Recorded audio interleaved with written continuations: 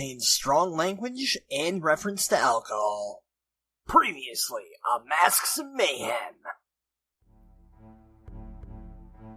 The foreman stands up, holds up a piece of paper. We, the jury, have unanimously found Union guilty.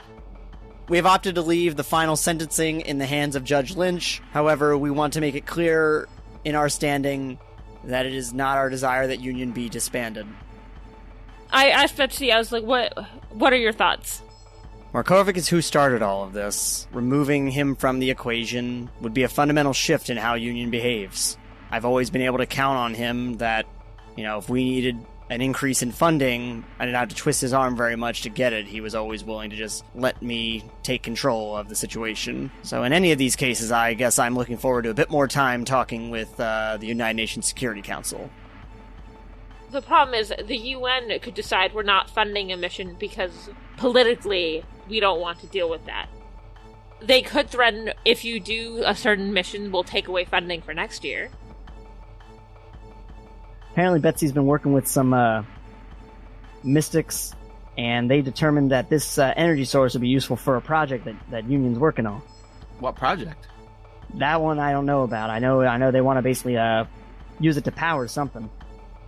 Oh, that doesn't ever end well. I was tasked with tracking it down and safeguarding it and running some tests over at one of our other bases to make sure it was stable, make sure it wasn't, corrupting, anything like that. That's always good to know. And, the lab boys got it all stable, and that's when Betsy told me to bring it on back to Echo Base. So is it at Echo Base now, or with them? No, it's at Echo Base now. Are we allowed to see it? You'd have to ask Kevin about that one. I mean, I don't see why not. I know it's under like it's got like a super containment field around it. So I don't know if you can actually see it, but...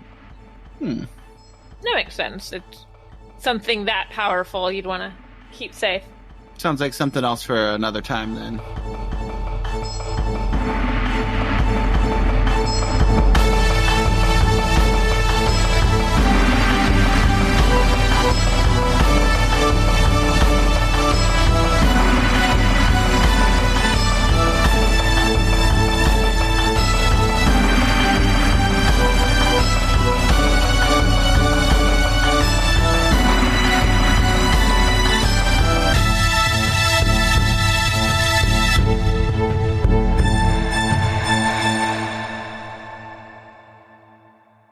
Visual Aid, Yardak, and Lazerhawk, you are entering the local Union facility in Riverside City on a personal summons from Director Betsy Bullard. Hey, Betsy. This is not Union Base, right? Correct. This is not Echo Base. Echo Base. Which is previously the local base that was attacked, shut down after the events of the city siege, and stayed shut down until after the trial, which has now left Union with more red tape and fewer resources. I like the newer, smaller place. Easier access to Moby Nicks from there. Jeff is still up front checking people in, though. I missed all the training facilities at the old one. Was the fucking laser hut not good enough for you? I've got big old trucks for the pushing. I don't remember seeing anything like the horns in the laser hut. I have a duffel bag full of tennis balls and 2 dogs. You're gonna get your fucking exercise in, kid. We have been training together. I don't get to fight cool things from Space Cadet at the laser hut. No, you get to fight something cooler than that. Lazerhawk. Yeah, the problem is I don't want to hurt you, old man. I give him a playful punch. As you're walking in, you see Director Bullard is again a very much smaller location, just a handful of desks because there's only a handful of agents now stationed in Riverside City as opposed to the many and what was essentially a major thoroughfare for Union previously. My boyfriend is still here though, right? Correct. Agent Alan Rickard does still work there. He is not there currently, though. Okay, that's fine. But it is a few months now after the trial. It's January of 2022. When you walk in, you see Director Bullard, who looks very stern and serious in a manner you haven't seen in a little while. Mm-hmm. And she is standing with a person you don't recognize. Oh? He is a tall, broad-shouldered, a scowl etched perfectly into his face as though he's never had another expression. Oh no, he's hot.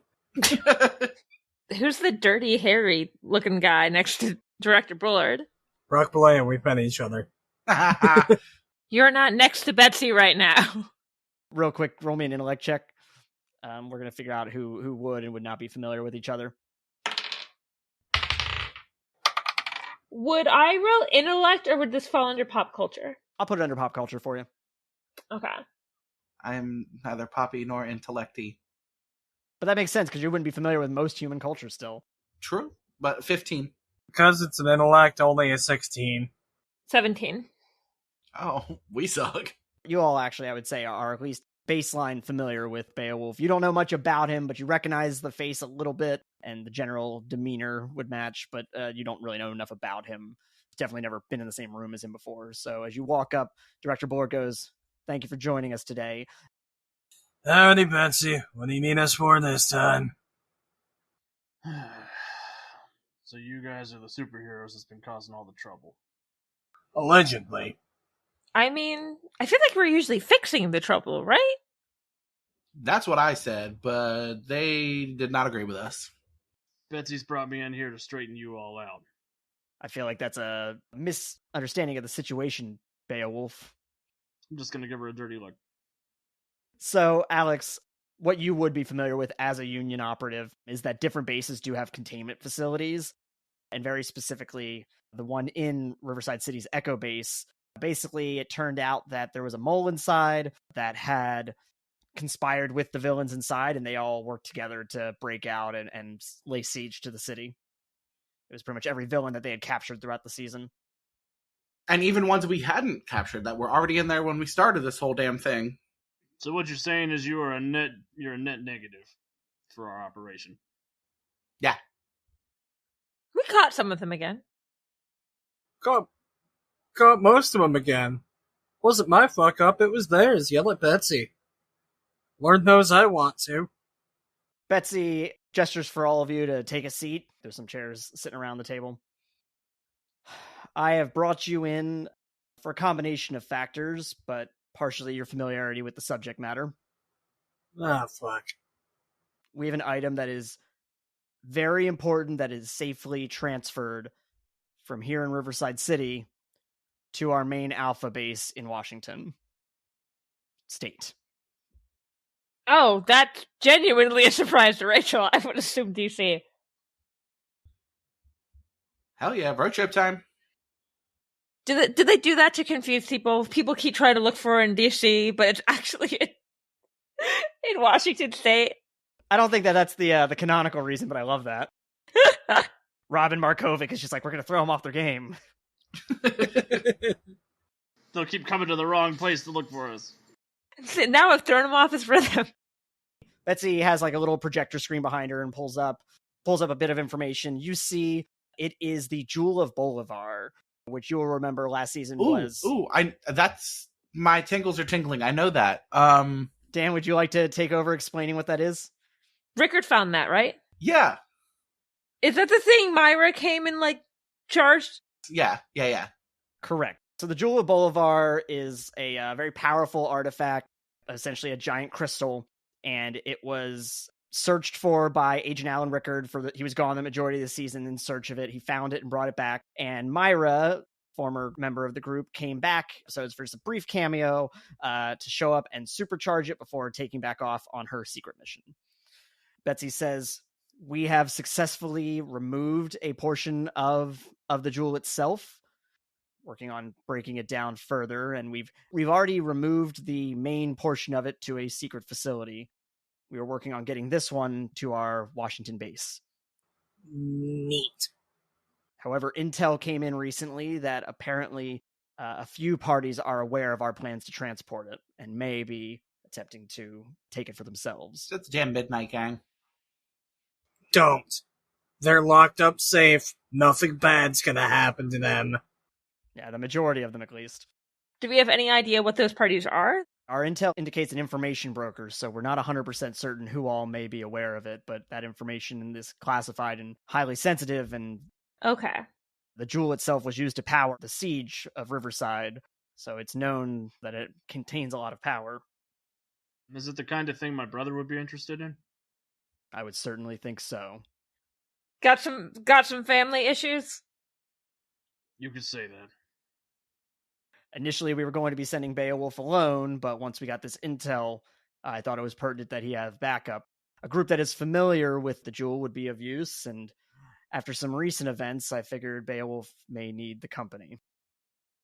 Yeah, well, I've been cooped up in the city for too long. A nice little jaunt through the woods seems lovely. Yeah, we're always good for a road trip. Hell yeah. The biggest complication of this, due to its sensitivity, it does not handle air travel well. Therefore, we have to find a way otherwise to transport it, whether by land or rail or sea. Just have Lazerhawk pogo across the fucking country. I was going to suggest the Vizual van. Are we actually taking a road trip with the Vizual van? Hell yeah, hell yeah. That is an option. We can provide you with either rail passage or a troop transport, whatever you would find best, or if you feel most comfortable in your own vehicle, Vizual. This is Brandon talking. I want a fight scene on the train. Please let me fight on the train. Literally, that was my thought too. I was like, please train. I appreciate that. The van's not that... The van's a little old. I'm afraid it might not handle an actual cross-country road trip that well. Understandable. Beowulf is torn because going on a train is more familiar for him, but also that's an easy vehicle to ambush. Do you say that out loud? That's just me speculating. I would prefer to do something that we can travel light and unnoticed. Are there any discrete vehicles that you could lend us for this? You could borrow Kevin Lewis's compact and economical Honda Civic. Honestly, I'd feel bad putting that mileage on his car. I would rather use mine. My god, is that how hard the budget got cut? Even in our game, we got inflation. No, because she did mention a little bit ago she could set you up with like a troop transport. So, like, something that's made to hold a group of people. That'd be dope. That sounds dope. Actually, this is maybe Rachel and Ruby asking the question. Is his sedan, is that his car or is that union issued? Well, with how much he identifies with the job, I feel like he would consider it his own, but I think legally it belongs to the organization. Okay. Fuck you, RC. No, let's take a train. Let's do it. Yeah. Yeah. We'll go incognito. You all can do incognito, right? Quite well. I just snap and change my outfit completely to just me in a hoodie with a hood up. I make real clothes and hand them to Beowulf. I was like, you need a disguise? I raised my hand. I do, because fame is one of my complications. Yeah. As the only Atlantean on land. I change myself back, and then I hand out clothes to everyone and make clothes for myself, too. RC, what is the Union standard uniform? Because that's what Beowulf wears, plus a cowboy hat. You ever see the music video for YMCA? Because you kind of look like the cowboy. I think you're the first smartass who said that to me. Standard issue agents tend to just wear suits. Most of the operatives have more specialized gears, particularly around their power sets and whatnot, or whatever they might need to do. Okay, I probably wear something closer to what Betsy's wearing. Sort of that gray-black bodysuit. Big holster. Yeah, he'd probably have not the fancy logo version, but the just embossed version on the chest. Big holster, and the biggest handgun ever, just on his right hip. Yeah, how noticeable is that? It's you. It's not easy to hide. What color is the Stetson? It's black. And he wears cowboy boots, too. So if you went to Westworld, you'd be the Black Hat. I suppose. So yeah, Betsy, once you've kind of made your decision, says, all right, I should be able to arrange train transport within the next few hours here. With that kind of short notice, it is likely to be a civilian train, but I should hopefully be able to get you a private compartment. Ooh. Fancy dancy. Dope. Let's go off to the Orient Express. Oh, let's not so much murder, though. You do know the Orient Express was a real train, right? Yeah. It's still early. Come on, kids. I want to go to Moby Dick's. There is a Moby Dick's location, which is a seafood restaurant for Alex. It's on the train. No, it's not on the train. God. God damn it. But it is near the train station and kind of in between, actually, between... Where are we carrying the stone in? Imagine if they had a food court on trains. That'd be sweet. Road trip across the country. Let's get Sparrows. Yeah, an Orange Julius, a Sbarro, and Auntie Anne's. Before you leave, I mean, the train station does have a food court if you'd rather go there. But of course, it's all non-copyrighted locations like Lunar Lattes. Yes. Dick Monalds. To answer Rachel's actual plot question, What? You want a plot? Get out of here with your plot. Betsy says that when the train is set to leave off, they'll set you up with the person transporting it to the train station, and it'll be in like a specialized container. Okay, I asked Betsy if she can show me what it will look like. Sure. Yeah, she shows it to you. It's like a sleek black, but kind of futuristic looking briefcase. It has a fingerprint lock on it. Okay. My plan is I'm going to make three extra of them, and we're each going to have one. Oh, that's fucking smart. You're smart. A little subterfuge. So that they don't know which one's real. Look, as long as it's real enough for me to give someone a good old bonk on the head, I'm happy. Feel free to use the fake ones as a weapon. Maybe not the real ones. That's real pretty dangerous. Yeah, this is also like a pretty hefty case too, so like she gives you a look at it. I'll have a Jackie Chan fight scene on a train. I don't give a fuck. I ask her, like, it needs for safety. It needs to stay in the case, right? I would highly recommend it. You definitely don't want it to touch your skin. Okay. Oh, great. Let's say Ruby learned that lesson. That's how I got my powers. I touched a meteor. So yeah, what are you doing as you kill time? Did you already make these spare briefcases? Is that what you're saying? I'm going to make them when we get the case. That way that they'll appear, like we'll take them when we have the actual one. Okay. What are you doing to kill time, and are you doing it together? Guess we're going to Moby Dick's. You know what? Yeah. Yeah, I'll go to Moby Dick's with them. You get there, it's got that piratey theme that it has. Welcome to Moby Dick's. Can I take your order? Oh my god, it's the same lady from last time. Give me an Ahab and a Captain Kraken. We all sound like this. Bring me an Ishmael. And Ishmael? Can I get the shrimp shack burger? Yeah, you want the extra large or the regular? Extra large. We also, I really wish I need to take better notes about it. We spend so much time with fictional food. Also, it's worth mentioning, Visual Aid, you may want to make some calls, potentially, because it's your day off currently. Day job calls. Wait, I didn't order my food yet. Hold on, I'm still thinking. Are you serious right now, Dan? Calls the office as a space cadet. I'm sick. Oh my god, Ruby, I hope you feel better later. Oh, I thought you were going to have me roll for deception. Why would you say that? Actually, I have a lot of deception. Derek, your manager, is very trusting. I also sent a text to Agent Alan Rickard and to Bethany. Can I have the swordfish burger? Hold the sword. They bring you your Ishmael, they bring you your swordfish, hold the sword, your shrimp shack burger, and also whatever Lazerhawk got. You got an Ahab and a something else. I don't remember what the other thing was. An Ahab and liquor to drink with the Ahab. And yeah, they come and they give it to you. I'm going to say I'm telling them my plan of making the extra briefcases. Should we just randomly decide who gets the real one? What do you guys think? I'll carry the real one. Yeah, he's got a big fucking gun. Something about that fills me with confidence. I'm open carrying and making everybody nervous. Welcome to America. This is Moby Dick's, they're used to it. They just think you're pirate cosplaying? I'm cowboy cosplaying. Your gun is humorously large. That's true. So, like, what caliber does that shoot? 135,000 watts. Oh. That's not how calibers work. We're not here to worry about my gun and how it works, alright? Just know it works. What you need to be worried about is if my brother takes an interest in what we're doing. Who the hell is your brother? My brother's Loki. God of mischief. And mayhem. Wait. Hold the fuck up. What?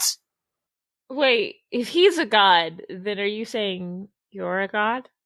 I'm a demigod. What? Okay. I mean, we've met weirder. I don't. Yeah, I suspect you have. And I'm just sort of give a pointed look at the Atlantean. Oh! Rude! Okay. The kid gloves are off now.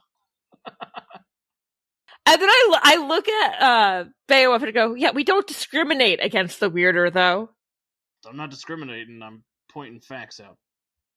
Look at that fella, he's got gills. Why is it always the gill comment? Because they're right there on your fucking neck. I mean, fair enough. God. Hey, I might not look it. I'm kind of weirder than he is. Brock's sitting here legitimately trying to wrap his head around the fact that deities are apparently real. Because I got an extra large, I assume I have extra, so I get a to-go thing to put in my leftovers. I imagine, yeah, not too long later, you get a buzz from Betsy. I imagine it actually probably comes to you, Beowulf, just kind of letting you know, like, hey, train's ready. They're ready for us. Are you all situated? Let's boogie onward. I guess as they say, let's get on the train or get run over. Thanks for coming to Moby Dick's. Have a great day. You have a better one, sugar. We don't know each other that well. I leave quicker. So you arrive at the main Riverside City train station, which is downtown. It's actually Betsy there to kind of like make sure you get onto the train. She gives kind of like a discreet look around and hands the case off to you. When she hands the case off to Beowulf, I make the 3 extras in the rest of our hands. I go, I guess let's get on the train, and hopefully this one doesn't go to the bad place. There's a bad place? I like making references. You're gonna have to get used to it. How much television does Beowulf watch? I ain't got one of them fancy light boxes in my house. Apparently your gun shoots watts. You have a fancy light box. That's a different kind of light box. I've sent a lot of folks to the bad place, but they ain't get on no damn train. All right, so yeah, you get on the train. You do see, like, it's a 5-car train. One at the back seems to be cargo. The first 3 are all civilians, and they did successfully get you your own singular private car. Yay. Do we have anything to, like, attach this to our bodies, or are we just holding it? I'm handcuffing mine to me. Oh, God. I make handcuffs. Oh, I'm telling record. You kidding me? He already knows she can do that. You guys didn't bring your own? Our private life is none of your business. We attached the other suitcases to the rest of us. And I think before you get on the train, Beowulf, Betsy kind of grabs you by the arm and says, I don't want another screw up like in Atlanta. So who's babysitting who? If these heroes are worth half their salt, there ain't gonna be another screw up. That's what I like to hear. As you were. You hear a conductor yell, all right, all aboard. Train heading to Seattle. Train heading to Seattle by way of Chicago. Why, hello everyone. It's your boy, Poe. So you may have noticed by now that we have a guest star for this episode, and if I could be real with you, hi, he's a pretty big dude. Alex likes long walks on the beach, breathing non-irradiated air, and he's the assistant line developer of Mutants and Masterminds for Green Ronin. Psst, by the way, that's the game we're playing here, folks. In fact, he's constantly doing stuff online revolving around the game, especially on the Untold Stories project, where they have their own Masks and Mayhem games going on. If you want to check out the Untold Stories project, check them out at twitch.tv/Untold Stories Project or untoldstoriesproject.com. But hey, if you just want to get to know Alex a little more before you dive into that, go ahead and follow him too at twitter.com/AlexanderWright3. That's twitter.com/AlexanderWright3. Anyways, that's enough advertisement. We have a train to get on. Let's go! Fuck, I guess I'm going to Seattle then. We established this already. We said Washington, didn't say shit about Seattle. God, everything's overpriced in Seattle. Get on the train and I'll try to make a snack for you, okay? The main alpha base for Union is located in Grant County, Washington, which is about 3 hours from Seattle. We have a private car, right? Correct. You have a private car. The first 3 train cars are civilians. So we're in the 4th. You're in the 4th, yes, and then the 5th one appears to be cargo. Does like the door close to the private car? It does, it's one that they can open because they come through for like, snacks and whatnot, and they might have to get back to the cargo. Right. Is there like a do not disturb sign we can put up? There is not. They'd probably ignore if I made a do not disturb sign because they're like, we didn't make these. To bring your own. So yeah, I would say, obviously, the other 3 of you have never been to Alpha Base. Beowulf, you've definitely been there at least a handful of times over the years. It's the main base where all of like the logistics officers are. There's a lot of research going on there. Some of the training facilities for Union are based there. Like every base has its own, but this is like a lot of folks would get sent here for specialized training and things like that. Presumably Rickard was there at one point. Assumably like Kevin Lewis would be. Kevin Lewis, yeah, as being such a high-ranking person. Yeah, I'll share that information with the team. It would be nice to see a big base again. Now that they seem to not want to let us use Echo Base anymore. Think this cafeteria will have that meatloaf I'm so fond You of? literally just ate. Yeah, we're gonna be on the train for a while, bucko. When you're kind of settling in, what are you doing? I make toothbrushes for everyone and hand them to them, and I say, we didn't have time to pack. True.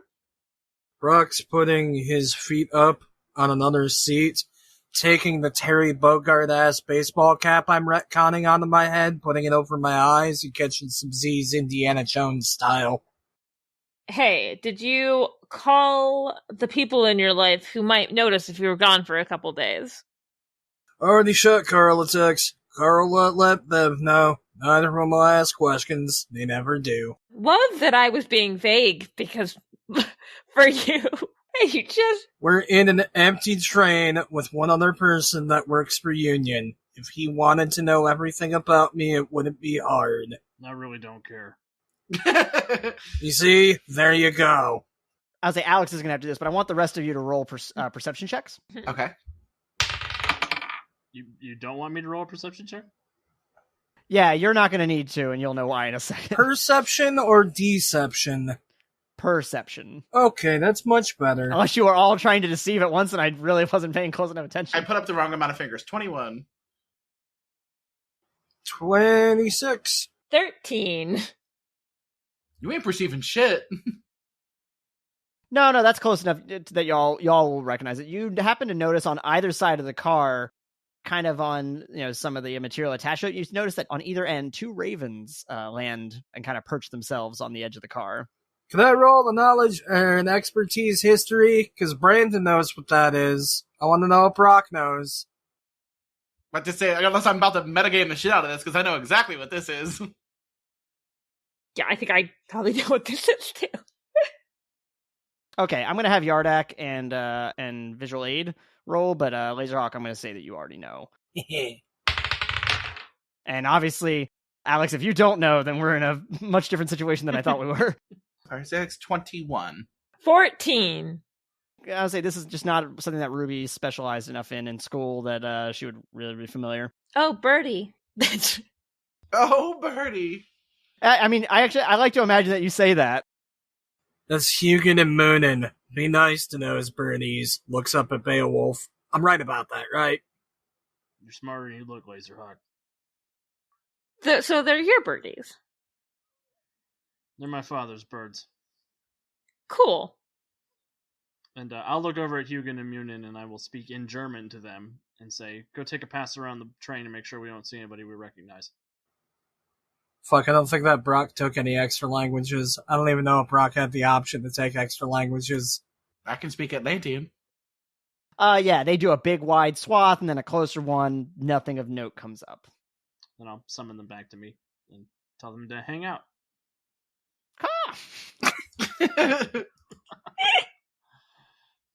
There's a good feller. You're a good bird. And I'll give him a good scratch.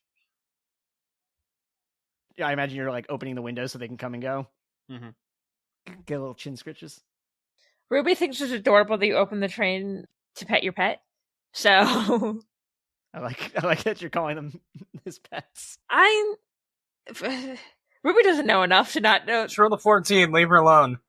And it's around that time that the train starts taking off, picking up a steady pace, heading west. Alrighty, chugga chugga choo choo. Right, so are these, because this is going to be days we're on here, right? Are there, do these turn into beds at all, or are these just chairs? So you've been lucky enough because you're in the private car. They don't turn in full beds, but they at least go flat that you could, sleep in them. Like when the airline is nice to you and you get business class. I've never experienced this, but I believe you. So what's kind of your plan for at least this first leg of the trip? Let's say it's going to be roughly a 3-day trip to get out there. Also, I will say that I'm going to retcon this a little bit. Betsy told you that wherever you're heading, once you get there, they'll be able to fly you back. Okay. Neat. Is there a mess car? Yeah, that would be in the third car right ahead of you. There's a little bar with some chairs and, someone who kind of is rotating cast of people that are in charge of it. I'm going to go order a whiskey and sit and keep an eye on people. Okay. Ruby is going to go with him because she doesn't think only one person should be with the real case. And I'm just excited to be on the train and not in the sky again, so I'm going to go too. Brock already has a flask in his pocket, so he doesn't need to head up yet. All right. And it sounds like Brock was already planning on doing some napping anyway. Yeah. Ruby sits down next to Beowulf and asks for a whiskey sour. In terms of the general timeline, you left around noon on Thursday. The expectation is that you'll reach there roughly noon on Sunday. Ruby, you like shooting whiskey? I like it in a mixed drink. Carrie Underwood says you're on thin fucking ice. I don't know who that is. So you have a whiskey sour, right? Is that what you're getting, Visual? Yeah. Did you say bourbon or did you say whiskey as well, Beowulf? I'm having a whiskey normal. And Yardak, what are you getting? You could say on the rocks, something like that. So I'm changing mine up because my new obsession, I will be ordering a Paloma. I don't know if you're aware, Alex, that Riverside City is in Connecticut. I knew it was New England somewhere. And so once you get through New York, have you shot back a couple? Are you getting any food while you're at this bar, or what'd you do? I'm doing a couple. All right. Do they got mozzarella sticks? Yeah, they have somehow the facilities to make mozzarella. I imagine it's probably frozen mozzarella sticks that are being microwaved. Yeah. Fuck yeah. So as you're kind of sitting and drinking, just a little bit past New York, someone's walking by you, Yardak, and they trip and they kind of fall onto you. Oh. And it's because the train took a big bump. So not a fake fall, like an actual fall. No. The train hiccuped and they fell onto you. And it's a man in a business suit and he says, "My apologies, good sir." I know you said it's a normal fall, but can I do a perception check to see if he's any kind of shady? Can I do an insight check? Or would it be an insight check? Insight, yeah, would probably be better for determining intent. I would also like to do an insight check. Go for it. That was a goodie. 29 altogether. I would like to dream about kittens. All right, roll for kittens. Unnatural 20. I got a 16. First roll on this dice is a 10. Perfectly in the middle. I rolled a 15. Am I dreaming about kittens? They are amazing kittens. However, the jostling of the train did awake you. Damn it. Alright, I guess I'll go get drunk. I think actually it's at that point that someone actually comes into the car. They're kind of making their way through towards the back, and they see you getting up. "Oh, sir, are you okay? Did you need anything?" I'm good. I just feel like getting drunk because I'm stuck on the train for 3 days. And it's a younger, I'd say college age woman. She goes, "I hear that." So the only cart behind us is it luggage? Cargo, luggage, yeah. Okay. You haven't been in there. You don't know what's in there. My initial reaction was to flirt, and then I remembered, Brock, you're almost 40. You made the right move. Getting old is hard, you guys. I say to two people whose age is in the double digits. Triple digits. I've entered the Edward Cullen territory of flirting. It's fine now that I'm over 100. Right? Is that how that works? To everyone's insight check, though, feels as though it was definitely an accident for him to fall into you. Does seem, just something about him seems a little off. You can't quite place it. It's that's all right, sir. Here, why don't you take my seat? And I when I get up, I kind of nudge Beowulf to kind of be like, maybe we should go back to our car. That's not how I take that. I'm gonna grab that guy by the shoulder and bring him over to me. No. Lean in close to him. Be like, "Hey, fella, why don't you watch where you're going?" All right, are you trying to do an intimidation explicitly? Yeah. All right, roll an intimidation. 27. I'm terribly sorry, sir. I'll be more careful in the future. You see that you do that. And I'll sort of let him go, sort of roughly. He gets up. He had sat down. He gets up and goes to like another part of the car. He decided not to order anything. And as Homeboy walks away, I want to draw one of my little shardling runes on the ground and have one trail him, but like secretly. You form this rune on the floor of this train, right? And it glows with a blue energy, almost like a cartoon character coming to life. Forms this little shardling, a little tiny bipedal, kind of almost glassy looking creature. Everyone in this train car freaks the hell out. Beowulf also freaks out. I said subtly. I guess roll a stealth check, but like. Can we make it a team attack? And can I visually try to make it appear like it's not there? Ooh. You're using your illusion powers to hide this thing's creation? No, she just makes a distraction, just throws her glass across the car. No. Was I misunderstanding, or did you mean something else? No, the first one, not whatever the fuck Dan was suggesting. Yeah, I'm going to allow that to occur. Would I, do you want me to roll, or does he roll at advantage for that? I'm not going to have you roll for that part. We're going to see how quiet it is, basically. Okay. I may make you roll a check in the future to maintain it, potentially, depending on, how long it's going for. Nat fucking 20. Yeah! With a 9 in my stealth. This thing, when it forms into life, it creates the light, but visually, I think you get on that immediately and kind of block the light, so no one's really noticing, and you can hear a little... I tell them, I was like, yeah, I made it so they can't see it. Tell me next time you're going to do that. Fair enough. I just didn't think it was that noticeable, because I don't think we've ever actually really talked about how noticeable it would be. I didn't know this was that kind of train. Ruby just makes a rave all of a sudden. What are you talking about? It's a party train. You just got on the cash cab.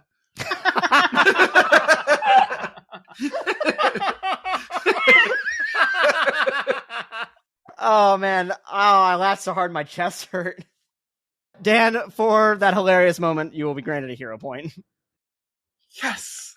I will use it wisely on something so dumb. You make this shardling. What are you telling it to do? And you rolled stealthily, so I'll assume you're able to whisper it very subtly. I really just tell that guy and be quiet about it. So yeah, this thing takes off. So Brandon in the private car, after you got up and you're heading towards the mess car? Yep, I had an awkward conversation with some college kid. Sounds like I'm on public transport. And then she headed back to the cargo bay. You're heading up front. This guy is just kind of sitting there, as far as you can tell. Yardak, not really doing anything, just kind of scared. He doesn't really want to go back to the bar, it seems, so long as Beowulf is there. I'm just imagine the shardling just hanging on under his seat, just listening. I'm going to tell Yardak, check your pockets there, feller. Oh no, did I just get pickpocketed on the train? No, you check your pockets and there doesn't seem to be anything missing. What about my handcuff? Is it loose at all? Nope, it's steady. Okay. So he was just a creep, I guess. We'll find out. And so Lazerhawk, yeah, you made your way up. It's not that far to get to the mess car. Hunter, how you doing? 3 whiskeys. Anyone else want a whiskey? Well, if you're buying, I'll take another one. Alright, 4 whiskeys. The real question is, does Union have a tab for us? All right, so yeah, we don't have anything on the page about this. Would you say that you have a company card, Beowulf? Probably. I mean, if he's a legitimate employee, if you're out in the field, you got to stay in random hotels and stuff, I imagine. Except you're a demigod. I have an expense card, I assume. Okay, so yeah, you have an expense card. Betsy didn't tell you there's any specific limits. I assume there's a bartender or something. At this point, it's been at least a couple hours, so they definitely probably rotated out a person. I ask if they have any Sour Patch Kids. I feel like you just self-insert because you always have Sour Patch Kids. I don't right now. I want them. yeah. It looks like it looks like I got some from the snack cart here. I'll have to charge you for them if we're putting it in some. Right, you're on a chain, so it's gonna be $7 for the smallest fucking pack of Sour Patch Kids. Put it on the card. I don't give a shit. Wait! I just realized. Does he think I want? He said if he puts them in something. I didn't know if you were planning. I didn't know if you were planning on putting them in a drink or some shit. That was me personally not knowing what you were doing here. I just want Sour Patch Kids to eat Yeah, I them. just assumed you wanted a snack. Your fantasy is fulfilled. You have Sour Patch Kids. Yay. Yay! This is why we play role-playing games.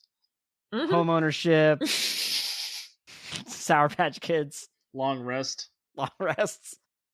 By this point, it's say you're just getting near Ohio. It's about 8 p.m. I'm gonna ask the bartender after we've been hanging out for a little while. Hey, fella, you been on the train long all day? Last couple of days?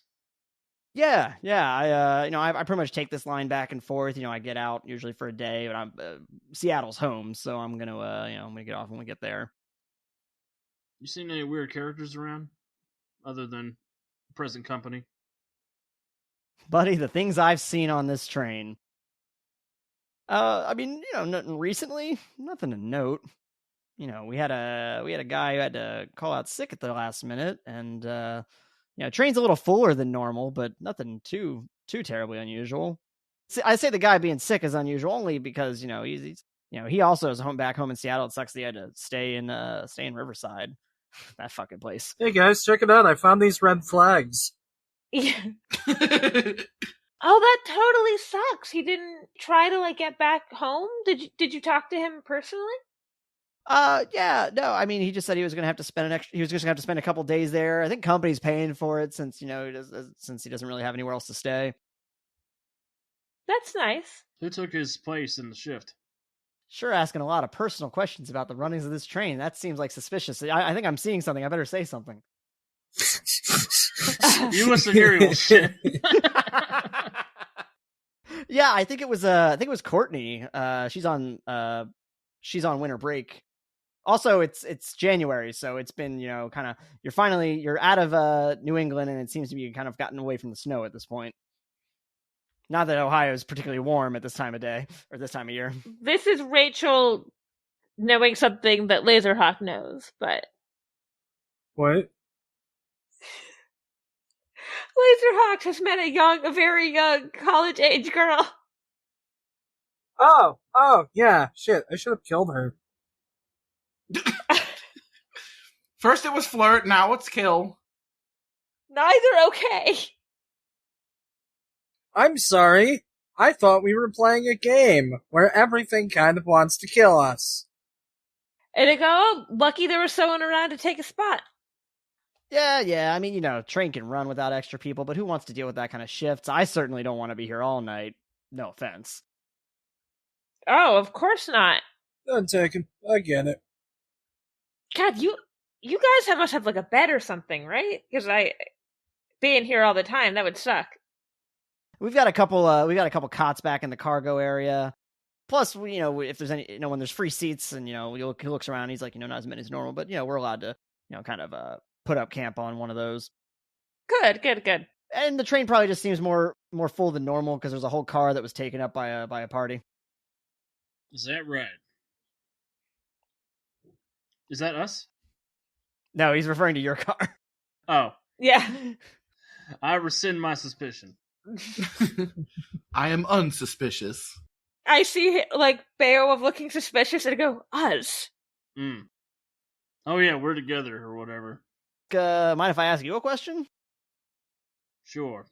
You in a band or something? Everybody's got matching briefcases. Yes. We are a band of friends. It's actually the name of our band. Because this seems because I'm assuming he could see that they're handcuffed, attached to us. Yeah. Oh, we're just transporting some legal documents. Rich people are so weird about their contracts. Yeah, I'm a paralegal. And do I need to roll anything for that? Specifically, actually, I'm gonna have everyone who spoke is rolling a perception check here. A perception check? Sorry, a deception check. That's why I was trying to speak, because I have good deception. Yeah. Except everyone decided to speak, and now everyone's doing a deception check. I haven't got to say shit yet. Yeah, do you want to say something, Brandon? No. All right, well then I've learned that there's consequences to our actions. Can I roll an intimidation check, RC? 23. I got a 23 as well. 23. You want to roll intimidation instead? Yeah. With your I'm a paralegal? Yeah, but I'm going to say it surly, like. Let's see if you've made this person want to leave their station. It's a 14. He does not look particularly intimidated. Yeah, for the two of you, he's like, all right, sure, whatever, paralegal, rich people. Doesn't change anything about how much I'm making here. except this tip jar. No, for the record, I said rich people are weird. I am not rich people. I work for rich people. I'll slip a 20 into his tip jar. So most of what he has, a few of the big bottles, but he also has a few of those little, like, airplane bottles. Mm-hmm. He kind of does a quick dart around. He slips two of them to you. You're a good feller. I'm gonna put a 20 in that jar too. You have not developed the same rapport. He just says thank you. Drop another 20. You get 2 tiny bottles of alcohol. Wonderful. I drink them now. Oh, those were meant to be on the... whatever. I slip a 10 in there, and I was like, I'm not trying to do anything. I'm just trying to tip you. Thank you. And then I want to open, just because I'm feeling like a nice guy, I open my wallet, and I'm like, well, the company's paying for it. And I just like take out what I have and throw it in there. You can make up some amount. It's nothing extravagant. All right, so 72.46 altogether. There you go. Well, he thanks you and gently acknowledges the wheels of capitalism are oiled by the blood of the worker. Here, here. I remember when that wasn't always the case, son. When? Don't worry about it. Don't worry about it. You tipped him enough, he doesn't question it. Just paralegal things. He just assumes Beowulf's a boomer. Oh, definitely. Actually, yeah, so we didn't establish exactly how old does Beowulf look. He looks to be about 35. Oh. At least in the face, but not in the eyes. The eyes are what give it away. Yeah. I'm a haggard 40. How do I still look worse? Fuck this. You're not a demigod. It's probably not working. That's probably what's not working in your favor here. By this time, it's about 9 p.m. The bartender whose name you haven't asked. That's rude.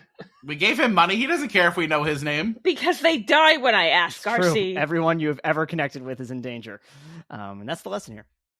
He lets you know that they are closing up shop for the night. He says they'll have a snack thing kind of set up with an honor system, like, leave $1, take a snack. I ask before they close up for what's the actual food item they have? Mozzarella sticks. Do they have a burger or anything like that? They have sandwiches, pre-made sandwiches. I ask for a bunch of sandwiches to have for the night. All right. Well, we'll be restocking in Chicago, so here you go. And I put another 10 in the tip jar. Man, these rich people must be paying you well. They are. All right. Well, all the drinks are going on their card, so tip is just from us. So yeah, it's about 8, almost 9 p.m. What's the plan for overnight? I think we should all go back in now so we can talk amongst ourselves privately. Mm-hmm. And you said our seats, or we don't have pull-out beds or anything, but your seats go flat so that you can sleep on them. Oh, okay. I think we should take turns sleeping. I don't think we should all be asleep at the same time. No, I think you're right. Why do you think I took a nap? It's so you knuckleheads could sleep. Does Beowulf sleep? Beowulf does sleep. I'm not immune to that. Should we do shifts where we're only one of us is awake, or should we pair off? Well, I feel like I end up needing one of you. I can shrug you awake. True. Okay. I look around. Are there blankets or pillows or anything? Yeah, at the front of the car, there's a little kind of cart that has some basic amenities like that. They purchased you a whole crane car, so they got they're giving you some perks. Yeah. This might just be me being paranoid, but I'd maybe make your own pillowcases. Oh. You think they drugged the pillowcases? Ruby's like, I don't trust these. Makes own pillows. That's just good travel etiquette. I make a bunch of neck pillows for everyone. Do any of us, do we think we should have a good conversation with that Courtney chick? Hang on a minute. I haven't seen that chick walk back through, since I saw her go into the luggage cart. And we're at the back, right? You're the fourth car of 5. The fifth car is the cargo area where they said some of them sleep. And I go here in case you need a story while you're back there, and I make a suitcase to have him bring back there. We want to throw one of our suitcases in the luggage car. Sure, cool. I'm gonna go give that a quick little peeky. If you hear me start screaming, don't hesitate to rush in. And I make a dagger and put it in my belt when he says that, and I go, I'm always ready. Is anyone going with Lazerhawk, or is Lazerhawk going solo? Was that the idea? I'm gonna go with Lazerhawk. Okay. And then while they are making their way to that car, I want to check in with my Shardling and see if he's heard anything. Well, the Shardling comes up and speaks to you. Ask him. I just imagine, every time I just imagine an Animal Crossing speak. It's a KK slider, yeah. So yeah, it comes up and says, guy seems a little shifty, but, nothing outwardly, bad. Yes. He did not tip well. Oh, Yes. cheap ass. Also, when you left, he finally ran up and got some food and a drink. Mm. So I want to quick say thanks for the check-in. All right, go back. Tell him to look out for anyone else who looks suspicious. Please. Yeah, eyes peeled. Or he doesn't really have eyes, but What's about you? it's just kind of an overall shard, yeah. And it runs up, it jumps up, punches the button, it opens, and then it has to jump across, the 2 cars. Now, I picture it does the butt wiggle like a cat. Yeah, a little bit right before it jumps. RC, is there a camera in our car? No, nothing that you pick up on. Since I'm about to leave the room on a potentially dangerous mission, I will take the handcuff off with my briefcase, and I'll hand that to Ruby. I'll hand it to Visual Aid, and I'll say, "Will you hide this in that pile of sheets?" And I make a fake briefcase for you. I'll leave that in my seat, the new fake one that you're making for me. Okay. I make the real one look like a pillow. Illusion, or you're covering it in a pillowcase, or... I think illusion. Okay. And then I'm going to have my arms around it, holding a pillow. So right now you are maintaining 2 illusions then. The Shardling to keep it not from being visible, and the pillow. Can I do that? It doesn't. Yeah, it's enough volume that you can definitely cover it. It's just going to be, again, this may come back to a point where I'm going to have you roll a check to see how well you're maintaining them. Yeah, I put the handcuff on my wrist, even though it's the handcuffs under the suitcase. It looks like a pillow, so no one can see it. All right, and then so it's Lazerhawk and Beowulf heading back. It's very crowded. There's a lot of luggage and boxes and things back here. So a little bit of a pseudo maze to get to the back. There's not much lighting going on. There's 2 kind of hanging bulbs. This is not a nice car, the customer facing ones. And as you get back there, you see Courtney and also another person who seems to be kind of waking up from a nap. I would like to roll a perception check to see what I perceive with my laser eyes. Oh, you got laser eyes? I got laser everything. You can roll one too, Beowulf. Genuine question Ruby's now having. Are they laser eyes? I think they technically can be, because we have in the art that the eyes are green, like a pulsating green. 25. I got an 18 with my not laser eyes. You both notice there's 4 cots back here. 2 of them, Courtney kind of sitting feet on the ground, in the cot, and the other person, kind of a shorter gentleman, seems like he's kind of stretching and waking up from a nap, and he kind of just says "Oh man, how long was I out?" To be clear, it's not the bartender, it's another person that you hadn't really seen before. The one thing I would say that you pick up on Lazerhawk is Courtney has a knife, and she is whittling. Oh, that's not concerning at all. I guess I'm gonna kind of nudge Beowulf and discreetly point that out without saying anything. Do me a favor, roll a sleight of hand and insight, respectively, to make sure that you're picking up on the right things. The sleight of hand's an unnatural 20. Okay. All right. I think you succeeded. I got a 9. It's a subtle enough motion. I think you understand what Lazerhawk meant. Okay. So what are you doing now? You've perceived. You have Understood. Incited. What is she whittling? Like, what shape is she making? Like, she's just getting started, but the end is kind of rounded off. You're not 100% sure what she's making. A cylinder that she has rounded off the edge from. So how do you want to handle this, Lazerhawk? Nothing's happened yet. Just be mindful of that back door. I kind of wanted to interrogate her, but I don't want to attack her in front of other people. Nothing wrong with making small talk. How about you initiate? Hey there, what you whittling? She looks surprised, and her friend kind of pops up too. It's like, oh, hi, Sorry about that. Just fishing some stuff out of my luggage real quick. Is that okay? Oh, yeah, I guess, yeah, we would just ask in the future that you request one of us to accompany you back here. It's fine, we're already here, just... My apologies, ma'am. It's late, so I kind of figured, I don't have to bug them, but I'll keep that in mind for the future. Roll deception. Oh, he's pretty good at that. Bet. Holy fuck, I love you, Big Green. That's a 21. She does not seem, particularly phased. Like, she is understanding, and she seems pretty chill. Ah, thank God. Years of being at my wife's work meetings / Christmas parties have finally paid off. Oh, you're oversharing. We're divorced now, but at least I got something out of it other than trauma. And a kid. None of this is in character. I think it's in character, it's just not out loud. I guess pretending to fish luggage out of the suitcase you brought, right? Yeah. I mean, I don't know. You gotta tell me more about what you're doing, otherwise you're... I was gonna say, if she asks, I'm gonna say I already got the shit. If she asks further, I guess I'm gonna whip out my flask. And I think, so her friend also looks to be kind of college age. And he is kind of keeping more of an eye on you as you're fishing these items out. He seemed real spooked by your sudden appearance. No, that's fair. I get it. I'm a good-looking, dashing type. Probably also the very angry guy with the gun. Kind of taking a look at your general demeanor and behavior. Their friend goes, "Y'all some kind of circus folk?" Yeah, you can say that. I guess I could. It was more of a question, though. No, I'm not a circus folk, son.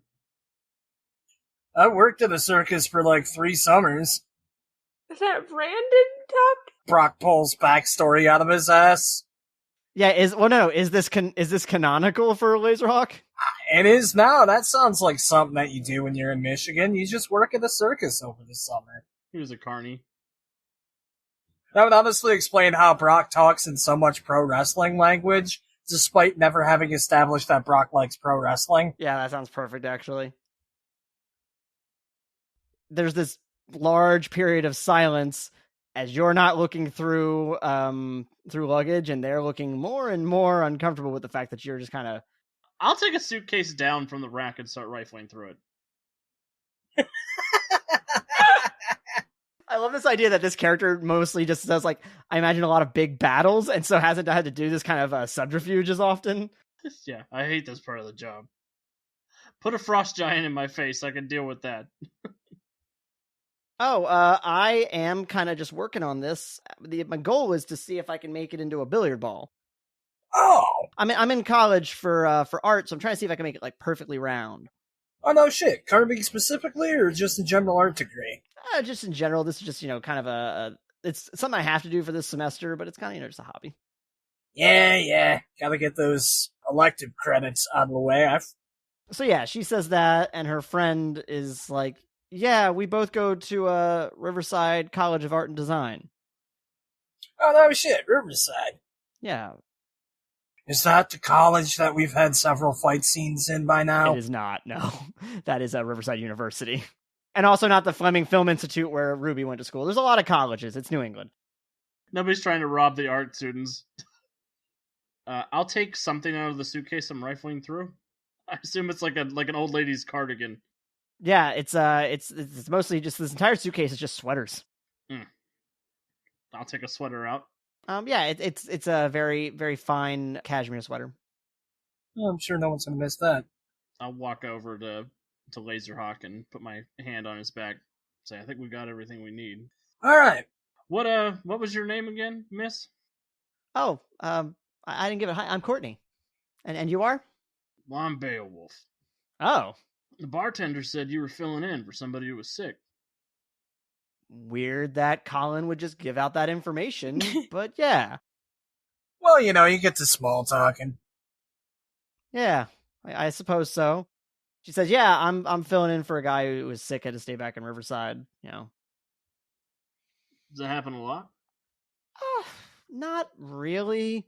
They're trying to be really cautious right now regarding illness on the train. That makes sense. Why? What are you telling us, Archie, about this universe? COVID's coming to the Mayhemverse. Maybe people in this universe just, take sick leave more seriously. In America, no, they don't. Actually, that's how we avoided COVID in this universe. People actually have sick leave and were able to take it. I don't suppose you've seen anybody weird on the train other than the two of us. I'll point at Lazerhawk. And her friend kind of like makes a gesture and she goes, oh yeah, there's also that guy in the middle train. He's being a little shifty. Very closed off when it comes to anyone talking to him. Seems a little spooked too. I don't know what happened. I just kind of caught him a little while ago. Oh. What's that fella look like? He's wearing a suit. Not a lot of folks doing that right now these days. He's wearing a suit, fucking weirdo. On a 3-day train ride? Yeah, there we go. That's a G-man right there. You said he's in the middle car? Yeah, he's in the middle car, the mess car. Rock will remember that. Yeah, I guess while we're thinking about it, you guys seem cool. I feel like I can talk to you about stuff, right? Yeah, that's right. Yeah, of course. There's also a couple of rowdy kids up in the second car, hoping that they're not going to cause any more problems. Do you need someone to talk to them kids? Sort them out? Honestly, that'd be great. We'll see if they do anything, but it's just, we can't really, interfere too much. I got a rowdy teenager at home, so if you need someone to give him the dad talk, I'm your guy. Deception check. No, I'm just kidding. Deception check. You're not in your child's life. I was going to say my deception. I was saying Carl's perfect. We're both right. Her friend kind of stretches and stands up and goes, well, we should let Courtney get some sleep, I think. Ah, yes, my apologies. Sorry. Get to talking. Oh, we got what we need? Yeah. I'm going to take my old lady sweater back with me. All right, well, let's head on up. You two have a fantastic night now. You too, sir. Chapter 57, When Gods Seek to Punish. Masks and Mayhem uses the game Mutants and Masterminds by Green Ronin Publishing. We are not affiliated. This episode was written, edited, and forced to roam the Great Plains of America by R.C. Byler, with additional production assistance by myself, Pope Brandon Brownson. If you enjoyed the show, boy howdy, would you do us a favor and leave us a review on podchaser.com? It makes us feel all nice and fuzzy inside. Our logo art is by Jenn Evans, and our font is by AJ Eisen. Our theme music is by myself, Pope Brandon Brownson. Additional music credits, social media links, blog posts, and episodes can be found at our website, masksandmayhem.com. And if no one else told you today, you're looking pretty good. I like that new thing you're doing with your shoes.